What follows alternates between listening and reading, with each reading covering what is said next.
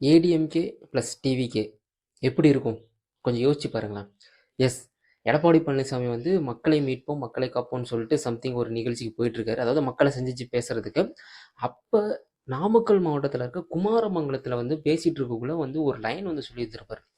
கூட்டணி வந்து வலுவான கூட்டணி, அதிமுக கூட்டணி வலுவான கூட்டணி, பிள்ளையார் சொல்லி போட்டாச்சு அப்படின்னு சொல்லிட்டு கொடி பறக்குதான்னு சொல்லிட்டு ஒரு டைலாக் மாதிரி வந்து பேசியிருப்பாரு. அங்கே என்ன கொடி பறந்துருக்கும்னு கேட்டிங்கன்னா, டிவிகே கட்சி கொடியை வந்து பறந்துட்டு இருக்கும். அதை பார்த்துட்டு வந்து சொல்லியிருப்பாரு. இதனால வந்து ஏடிஎம்கே அலைன்ஸ் வித் டிவிகே, இல்லை டிவிகே அலைன்ஸ் வித் ஏடிஎம்கேன்னு சொல்லிட்டு நமக்கு வந்து ஒரு குழு கிடைச்சிருக்கு.